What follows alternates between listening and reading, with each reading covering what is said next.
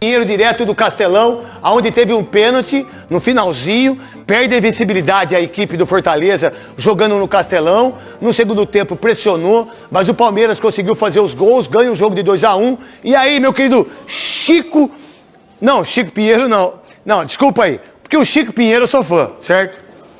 Que é um monstro, que trabalhou aqui, trabalhou na Globo bom tempo, é torcedor do Atlético Mineiro, um dos maiores jornalistas desse país. Você não é Chico, até porque você não desceu, porque você tá aí. Então você é Pedro, porque você é Pedro, se é Pedro é Pinheiro, se é PP, se é Pedro é P, é Pi, é Pedro Pinheiro, direto no apito final. Vamos lá, Pedro Pinheiro. É isso mesmo, craque Neto, é Pedro Pinheiro. E olha, a gente está aqui na porta do vestiário do Palmeiras e o Abel acabou de passar, depois de conceder a entrevista coletiva pós-jogo. A verdade é que o primeiro tempo dessa partida foi algo em que as duas equipes buscavam procurar espaços para, claro, conseguir ali marcar o gol. O Palmeiras contou com um detalhe na cobrança de falta ali, contar com o desvio da barreira, e aí o Facundo Torres marcou o primeiro gol da partida. Só que aí vem aquela questão. Os dois treinadores mais longevos do nosso país vão tirar as cartas da manga nesse segundo tempo. O Abel apostou no contra-ataque e aí logo nos 12 minutos do segundo tempo, o Estevão achou ali o Flaco Lopes, que preferiu só colocar ali no cantinho na disputa que estava entre ele e o Davi Luiz. Fortaleza, claro, iria buscar um empate, o técnico Juan Pablo Vojvoda buscou renovar o sangue da sua equipe, colocando até jogadores que eram da base do Fortaleza e que estão no profissional nessa temporada de 2025, conseguiu diminuir o marcador, e logo no finalzinho do jogo um pênalti que foi marcado a favor do Fortaleza e o atacante Lucero não converteu. O goleiro Everton foi o grande nome dessa vitória da equipe palmeirense no jogo de hoje. Mas olha, é aquela velha história que a gente sempre fala no meio do futebol, com fase não se brinca. E esse já é o segundo pênalti que o Lucero perde nessa temporada de 2025. Para o Palmeiras, essa vitória foi muito bom. Assumiu a liderança na rodada do Campeonato Brasileiro e mais, conseguiu aí uma sequência de 6 vitórias consecutivas que não conseguia fazer isso há cerca de 2 anos. Volto com você, craque. Não, fica aí comigo aí, Pedro Pinheiro. Ô Godoy, primeiro boa noite pro senhor. Foi pênalti, o VAR tá certo, o VAR foi lá, chamou, hora que cabeceia a bola junto com o Davidson, o jogador... acho que foi o zagueiro, né? Naves. O Naves zagueiro, bom zagueiro. Ele sobe aqui, amplitude do braço, que pra mim, há um tempo atrás, pra mim não era pênalti. Não era pênalti, porque aí você julgava a intenção. Agora, nessa atualização da regra, colocaram uma palavra aí que tem que ser... Toda vez que acontecer o lance, você vai perguntar se aquele gesto justifica ou não. Tem justificativa para aquele gesto? Não tem justificativa de disputar a bola para disputar a bola. Portanto, pênalti corretamente marcado. Para você, Marília, qual a sua visão? Olha, Neto, inventaram um esporte novo, né? A gente está revendo o lance ali. A recomendação, ainda assim, ela é subjetiva, né? Eu não consigo ver pênalti nisso, mas ok. Acho que quando não é, o goleiro pega. Para você, Quesada. Né? E o juiz tem que ouvir isso, que o goleiro fala. Tá vendo? Não foi, não entra. Você quis me arrebentar, tá aí, ó. Mas agora, o Quesada, não perca o seu raciocínio, só para completar. Sou seu VAR. Como eu e o Quesada estávamos juntos, como que o árbitro não vê isso no campo, cara? E o VAR precisa chamá-lo. Como que não vê isso no campo? Que, por sinal, uma das maiores vergonhas dos últimos anos em relação é o Grenal. O que fizeram com o Grêmio no estádio da Olímpica, Arena do Grêmio Olímpico, só absurdo. Só absurdo não dar um pênalti daquele. Isso aí é uma vergonha para a arbitragem, é uma vergonha para o VAR, é uma vergonha para o futebol brasileiro. Exato, porque o Fortaleza não conseguiu criar as chances que o Palmeiras criou no primeiro tempo. Foi melhor do que o Fortaleza, sem dúvida nenhuma, mas abaixo em relação ao jogo contra o Inter, e acho que é normal. Ninguém vai jogar no mais alto nível o tempo todo, então é uma vitória enorme, mais um começo muito bom de campeonato brasileiro. E agora, enfim, tem Bolívar na Bolívia, né? Não é também uma partida fácil. Depois tem o jogo contra o Bahia aqui em São Paulo, que é um jogo em que, teoricamente, o Palmeiras é favorito. Então pode ser realmente um início muito bom, com mudanças feitas pelo Abel, né? Giai agora como zagueiro pela direita ali, acho que se confirmando nessa posição. Ele era a terceira opção, ou quarta opção para para essa posição, né? Atrás do Marcos Rocha, do Mike, do Fux, e ele acaba ganhando esse espaço, o Felipe Anderson crescendo de produção, enfim, depois a gente vai falar mais do jogo, mas acho que para a abertura é interessante destacar o tamanho dessa vitória contra o Fortaleza, que é ainda um grande time e que acho que vai se recuperar no Campeonato Brasileiro. Quando a gente começa a ver aí os melhores momentos, os gols, né? O gol do Facundo Torres ali depois do cruzamento do Rios, antes de dar boa noite também para o Gustavo Zupac e para o professor Celso, queria lembrar que dos 5 primeiros jogos, aliás, nessas 5 rodadas, 5 jogos do Palmeiras, ele venceu 3 fora de casa. A gente esqueceu de citar o jogo do Sport, que teve polêmica, tal, aquele pênalti no Veiga, mas o Palmeiras ganhou do Sport, do Internacional e do Fortaleza fora. Ganhou do Corinthians em casa e empatou o primeiro jogo com o Botafogo, também na sua casa. Boa noite, Gustavo Zupac. Boa noite, Abel. Boa noite, companheiros. Boa noite a todos. Você abriu, né, o bloco anterior, né, antes do intervalo, falando em 4ª vitória consecutiva no Campeonato Brasileiro. Pode somar mais as 2 da Libertadores, contra o Cristal fora, contra o Cerro em casa. São 6 vitórias seguidas.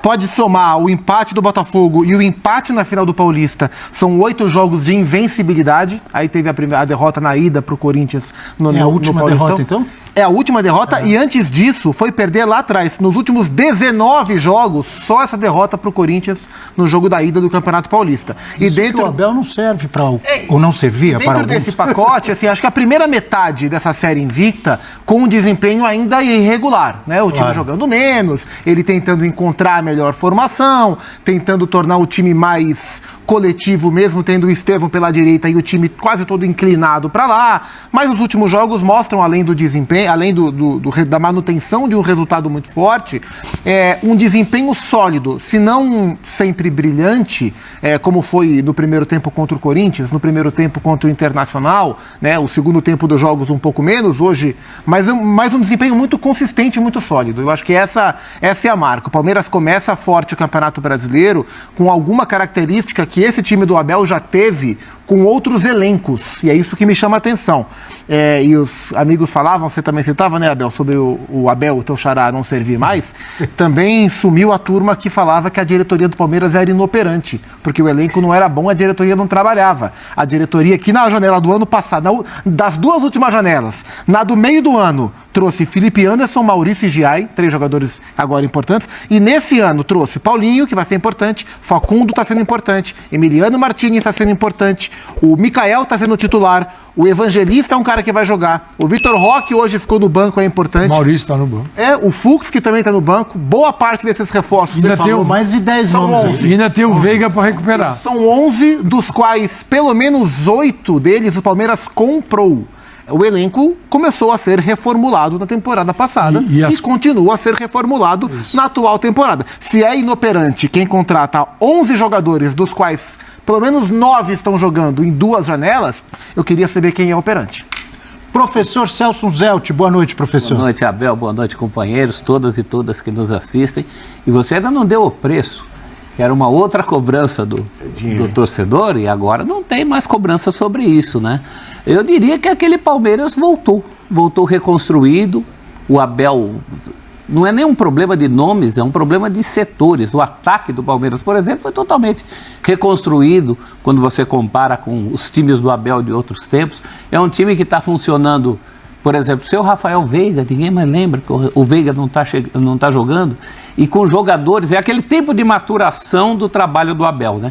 Isso já havia acontecido em outros tempos, com outros criticados de outras eras. Lembra do Zé Rafael? Quanta corneta em cima do Zé Rafael, para ficar só em um nome que o Abel conseguiu ali com tempo e maturação de trabalho. A gente fala muito dessa questão de cirandas de técnicos, eu até brinco com o Abel, que eu digo que trabalho que não mostra resultado tem que mudar. É como uma obra em construção.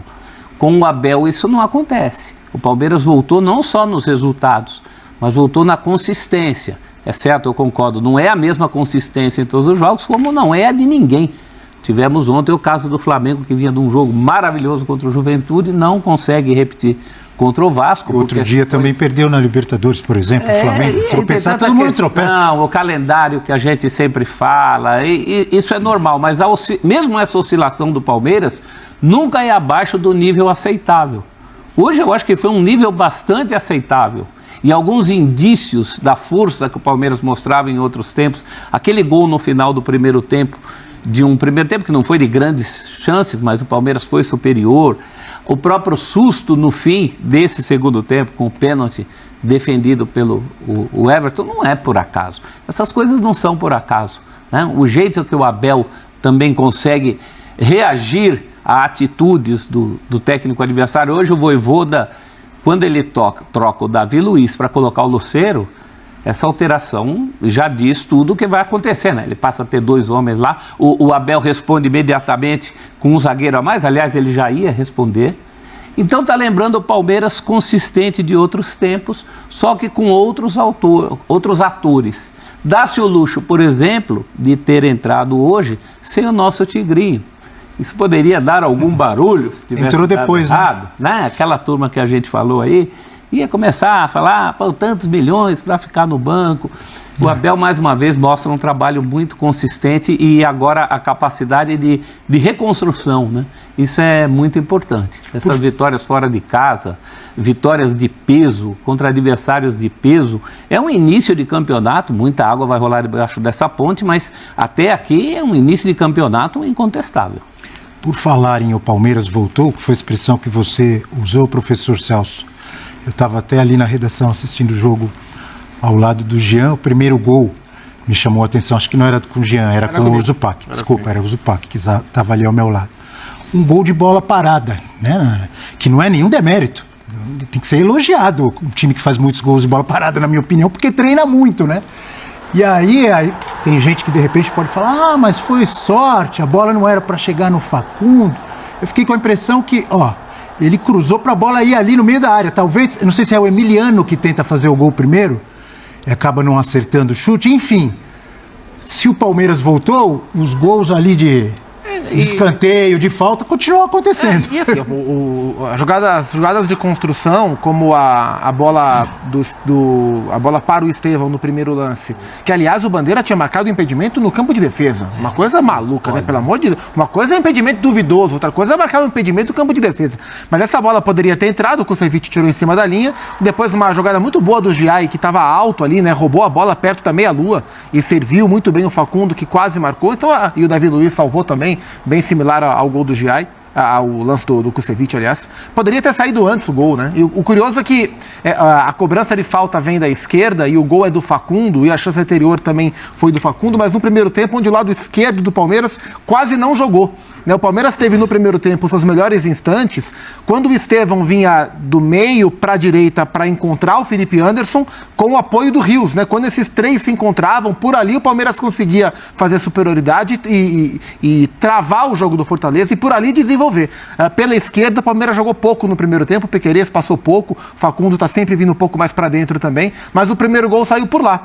E aí, no segundo tempo, o Fortaleza, que é um time que tem ficado desconfortável quando ele tem que ter a bola. Fortaleza do Vojvoda se transformou.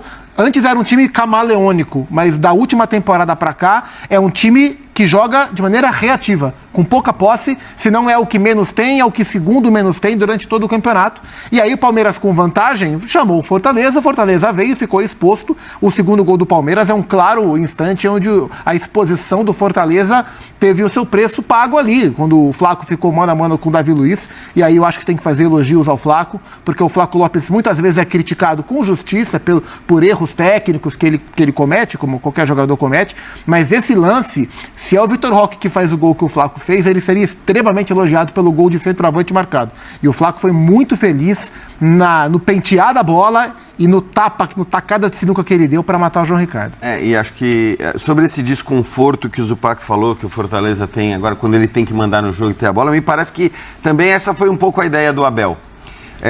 Eu não sei se o Palmeiras deste ano vai lembrar muito mais o Palmeiras de 2020 e 2021 ou se ele pretende, ambiciona lembrar o Palmeiras de 2022 em algum momento. Para quem não lembra, o de 2020 era um time muito reativo, né, que explorava ali os contra-ataques, transições rápidas, e o de 22 não. Acho que foi o melhor Palmeiras do Abel, aquele que jogava, mandava nos jogos, tinha a bola o tempo todo, criava muitas chances e tudo mais. A gente não sabe qual vai ser, qual é a ideia do Abel. Agora, hoje me pareceu que até mesmo em relação ao jogo contra o Internacional, o Palmeiras foi um Palmeiras que estava contando muito mais com os contra-ataques, com as transições, tanto que as duas grandes chances no primeiro tempo surgem dessa maneira, né, no contra-ataque com o Estevão, que o Zupac citou, depois naquela jogada com a chegada do Facundo. Então é um Palmeiras que hoje se comportou dessa maneira. Acho que depois do gol do Fortaleza talvez tenha até exagerado nisso, né? Mas aí é uma coisa que a gente vê acontecer o tempo todo, né? Mesmo times que se defendem muito bem, em alguns momentos, em algumas situações, quem assistiu o Internacional e Bayern de Munique essa semana viu a equipe da Inter, que é uma equipe que se fecha muito bem, se fechar demais, né? No momento em que ela tinha o resultado contra o Bayern. O próprio Sansão hoje, clássico, né? O próprio Sansão, o São Paulo no segundo tempo, né? A gente vai falar do jogo, o São Paulo no segundo tempo também dá mais espaço para o Por isso que é sempre importante sair na... E o Abel bateu muito nessa tecla na pré-eleição antes do jogo contra o Corinthians. Precisamos fazer o primeiro gol. E não perder os gols que ele se incomodava de perder. Você controla a narrativa do jogo, né? E o Palmeiras com esses jogadores, hoje não tinha o Vitor Roque, acho que o Flaco é menos adequado para esse tipo de jogo, embora tenha feito um belo gol dessa maneira, o segundo gol, mas o Vitor Roque tem mais a ver com esse tipo de jogo. Então com o Estevão e Vitor Roque, talvez essa passe a ser realmente a ideia do Abel, né? Sem o Veiga não está jogando. Mas olha isso, né? O Veiga não jogou, o Maurício não jogou, o Vitor Roque não jogou, quer dizer, entrou no segundo tempo, o Paulinho não jogou. Então a gente está falando de um Palmeiras que é muito forte, que hoje tem, talvez o Abel tenha talvez o seu melhor elenco à disposição. Eu acho que ele podia, em outras temporadas, reclamar de uma outra coisa, uma outra contratação que não tinha sido feita. Agora ele tem os caras, ele tem os nomes, ele tem Vitor Roque, ele tem Paulinho, sobretudo esses dois, e tem muitas possibilidades para montar o time. E acho que fez isso. Acho que é importante também destacar isso, nessa loucura que existe acabou o ciclo do Abel. Ele é um cara que é inquieto, que quando sente que precisa mudar, ele muda, e mudou para os três zagueiros de fato, né? Muda sem pudor, ou sem medo, sem vergonha, não sei qual é a palavra, de tirar ninguém. Isso. Se tiver que tirar, tira Dudu. Se tiver que tirar cara grande, Tira, ele tira cara grande. A impressão que eu tenho é que a hora que o Veiga tiver bom do ombro, o Veiga volta no banco. Eu acho que sim. Se o time tiver nessa forma, até porque tá tudo bem. Mexer. Até porque hoje o Veiga é muito meia central. E hoje o Palmeiras está jogando com o Estevão e o Facundo às costas do centroavante, no caso. E o Veiga não estava bem, né? Não estava bem. Sei lá, o Maurício estava até melhor quando se machuca, então é normal. Eu acho que é uma disputa. No futuro sem Estevão, isso é garantido, né? No futuro sem Estevão pode ser o Veiga atrás do centroavante, numa tem o Paulinho. Um pouquinho diferente, mas ele tem o Paulinho, ele pode ser com o Maurício. Isso pode ser feito de várias formas no Palmeiras. O que eu acho legal é esse time, esse formato que ele encontrou. Sem a bola pode ser uma linha de 4. Se o Piquerez é lateral, ele volta, tem Gia e Piquerez, 2 zagueiros. Não é porque o Giai faz esse terceiro, como o Marcos Rocha cansou de fazer. E o Facundo fecha ali. E aí o Facundo vem, fecha no meio de campo com o Felipe Anderson, 2 volantes. E quando precisa, o Felipe baixa em linha de 5, como baixou já, né? Então ele tem, assim, ele vai moldando os jogadores ao formato, vai alterando o formato. Assim, às vezes demora um pouquinho para encontrar os encaixes, o que encaixa melhor. Como é que eu tiro o máximo de cada jogador, mudando e criando um sistema diferente. Talvez este momento do Felipe Anderson, que é o melhor dele até agora, pode se dar por ter encaixado no sistema e também por ter coincidido com ele finalmente conseguindo jogar mais. Então, assim, é muito difícil definir o que facilitou, que é se ele que melhorou e facilitou o sistema ou o sistema o está ajudando. Eu acho que as duas coisas. E isso dá possibilidade para ele até exercer outras funções. Mas ele tem um volume, ele tem uma quantidade, né, para trabalhar. Porque se a gente imaginar todos os caras que ficaram fora, você pode montar um time com Vitor Roque, com Maurício, com Paulinho. Sim. Veiga. Vida, hein? Chato esse ataque, né? O Veiga Evangelista. Murilo. Luan, né? Desculpa interrompê-los, mas o meu xará vai falar. Já você está falando? Ele vai estar bem humorado, né? Abel Ferreira, vamos ver. Tudo que a gente falou até agora não dá para garantir. Mais uma vez, agradecer a gentileza do Fortaleza em ceder este espaço. Para mim é muito melhor do que estar enfiado ali dentro de uma sala como fazem noutros clubes. Eu acho que não tem problema nenhum em ceder a minha sala também lá no Allianz Parque, mas mais uma vez, porque tem sido assim, agradecer a gentileza do Fortaleza. Olha, já joguei aqui vários jogos, conheço muito bem o campo, o público, o treinador, que é um excelente treinador, não é? O Fortaleza não perdia aqui para o campeonato há 23 jogos, isto quer dizer alguma coisa. Eu disse isso aos jogadores antes do jogo, vai ser preciso sair muito do nosso corpo, muito da nossa atitude, do nosso esforço. Nós sabemos o quanto é difícil jogar aqui. Eu estava no banco, ainda no jogo não tinha começado, eu já estava a transpirar sem correr sequer. Imaginem os jogadores, o esforço que têm que pôr para depois, quando estão a atacar e a defender, ter a calma e o discernimento necessário para tomar boas decisões. Mas sinceramente, na primeira parte eu acho que nós fomos melhores, criámos as oportunidades mais flagrantes, inclusive as duas. Quem as tira em cima da linha do golo, e corrija-me se eu estiver enganado, são dois jogadores de Fortaleza, uma ao Estevão e outro ao Facundo, que atiram em cima do golo. Acabamos depois de fazer e para o intervalo, na minha opinião, merecidamente com uma vantagem de um golo. Na segunda parte o nosso adversário reagiu, entrou forte, é normal quando isso acontece. A partir de determinada altura, mais uma vez, o nosso adversário começou a meter gente para a frente, trocou e meteu mais um centroavante, juntamente com o Daverson. Nós procuramos responder a isso com a substituição do Filipe, metendo mais um zagueiro. Mas é verdade, o nosso adversário forçou, próprio Mancha era mais lateral do que zagueiro. Nos últimos minutos, ou nos últimos 15 minutos, eles jogaram praticamente só com o Kusevic atrás, o resto dos jogadores todos para a frente, e nós, tirando esta situação do penalti, que eu acho, ok, entendo, mas o meu jogador está com o braço no peito do adversário. Se não tivesse lá o braço, ele saltasse tipo pinguim, a bola ia bater no peito do nosso adversário. O meu jogador não pode saltar tipo pinguim, não é? Mas acredito também tenha sido um lance difícil para o árbitro. Ainda ontem vi um penalti, muito mais penalti do que este, mas enfim, fica uma vitória dura, difícil, que já previa, como são todas aqui, e Fortaleza, 23 jogos depois, perde aqui em casa, o que mostra bem o quão difícil é jogar aqui. Abel. Facundo, porque eu não gosto muito de falar individualmente, mas foi um jogador que nós contratamos, é um jogador rotativo, é um jogador que consegue recuperar bem de jogo para jogo. Mas não é fácil, são muitos jogos, é muitas viagens, mas ele entrega aquilo que tem, e nós temos tido também um substituto bom. Quando o Olá entra, tem entrado muito bem o nosso Olá, e ficamos felizes por isso. Mas eu gosto mais de ressaltar a atitude da equipa, dos nossos jogadores. Uns correm uns pelos outros, e é bom ver quando o treinador troca jogadores e eles entram com vontade, com atitude. Eu, se pudesse, eu digo-lhes isso muitas vezes. Por mim jogavam todos, mas a FIFA só deixa-me iniciar com 11 e meter 5, e custa-me às vezes deixar os jogadores de fora, porque eu sei quanto eles trabalham e quanto eles se esforçam para ajudar a equipa. Era assim, Abel, tudo bem? Boa noite. Não é sobre um jogador específico, mas alguns. O Palmeiras teve uma marca importante hoje, que dos últimos 10 gols, dos 11 gols, 10 foram de jogadores estrangeiros.